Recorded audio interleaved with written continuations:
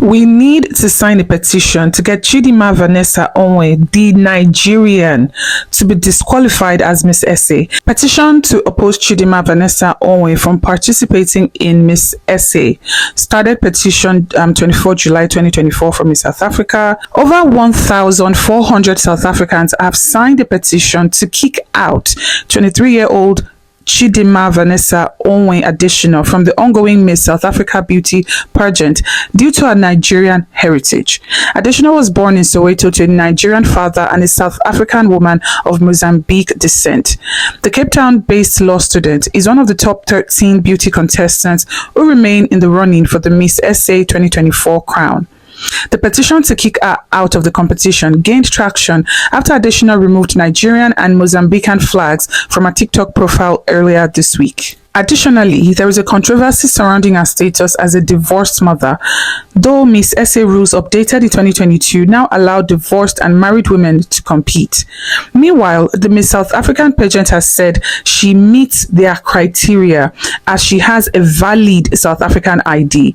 Speaking to journalists, the organization said all documentation provided by the entrants is screened and vetted. Chidinma is a South African citizen and has met all the requirements to be a part of the Miss South Africa competition. Her mother is South African, Zulu, and her father is Nigerian. We South Africans can't allow her to represent us at Miss SA 2024. With your xenophobia, she must go compete in her father's country, which is Nigeria. It's saddening people have been so xenophobic regarding the Miss SA. Her parents may be born from other African countries, but she was born and raised here. She's South African by nationality. Wish you people had the same energy towards white people. Another person said she was born and raised in South Africa, so she has the right to compete for Miss SA. If you don't like it, then get off the internet and go touch grass. Talking about the same competition that has Indians and Chinese in it. May God heal South Africa of what they have against Nigerians. It's important for pageant lovers to step into the light and condemn the vexatious behavior by fellow South Africans towards Miss Chidinma Adeshina.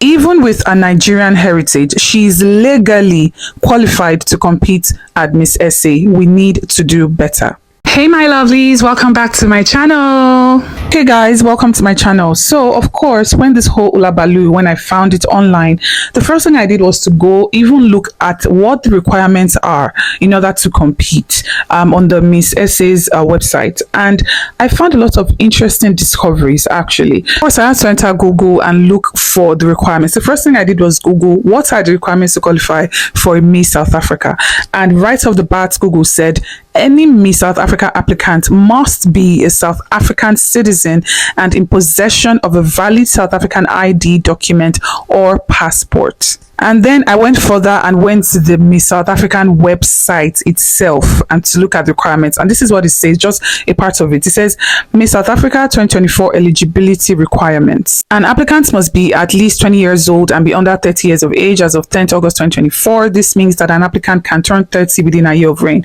The applicant must be a South African citizen and in possession of a valid South African ID or document. If the applicant holds dual citizenship, please provide details of both. It also talks about how the applicants must be able to represent and warrant that they have not been involved in any unsavory or unethical incident or conduct that may bring the organizers or the competition into disrepute. And then, it just goes on to list all, but those are the main points. It just goes on to also talk about things that they are expected to do after they win or before they win and all of that. But the basic requirements is the one that we just covered, right? Then I went further to look at the catalog, like the pictures they put up for other contestants to know the type of pictures that they expect them to send over.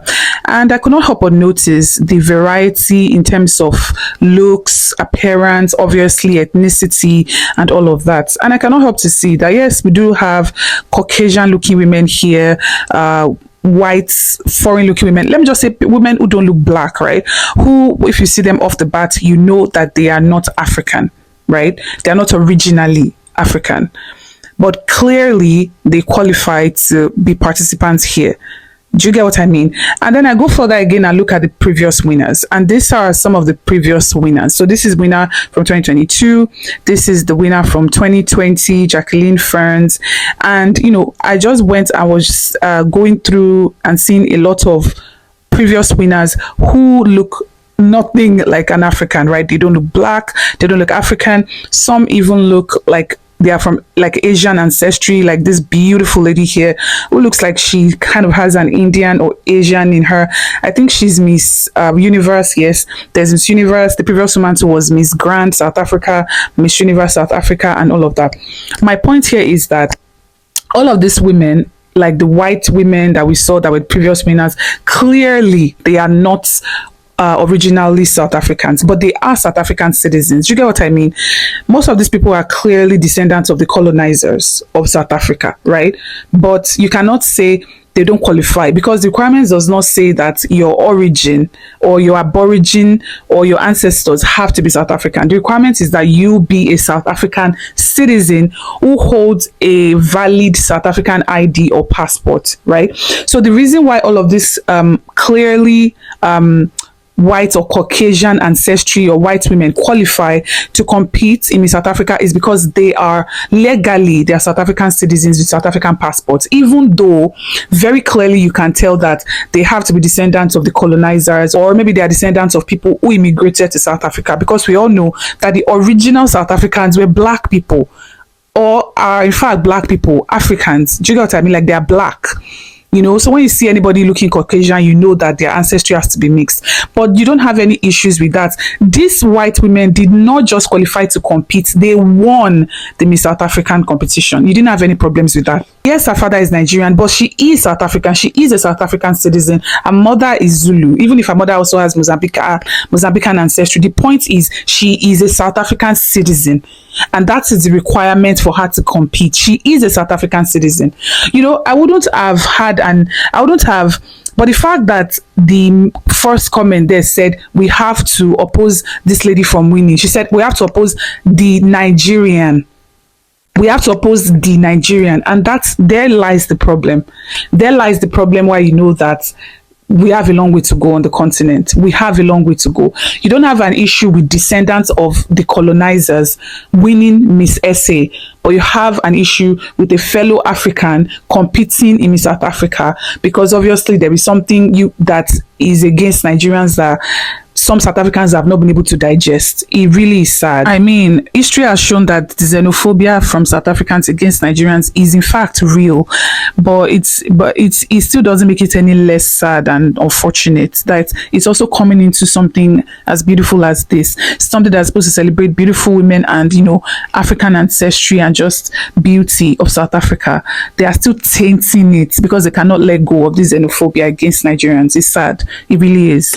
Anyways, there's been a counter petition. That is, some people have now put up a petition to counter the previous petition to oppose her. This petition now is to support her. And this is what the petition says. It says, Chidinma Adeshina is a vibrant, dynamic, and inspiring individual who has proved herself worthy of being a contestant in the upcoming 2024 Miss South Africa pageant. However, unjustifiable discrimination and disqualification threats loom over her participation. There are no valid reasons for this resistance, and we stand unwavering in her defense. South Africa is a diverse nation that encourages representation of every woman, regardless of her race, age, and background. Our grit and determination spearhead our nation's progress. It is against this backdrop of democracy and equality that we raise our voices demanding justice for Miss Adeshina.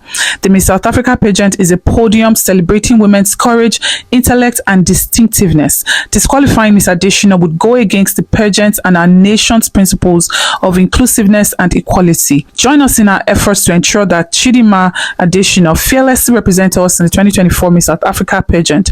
Every signature counts. Support our fight against discrimination and add your name to our petition. Okay, first of all, let me just say that sis is stunning. She is absolutely beautiful. Ooh, she's gorgeous. And secondly, I'm going to say that whatever the outcome of this pageant is, at this point, she is a winner.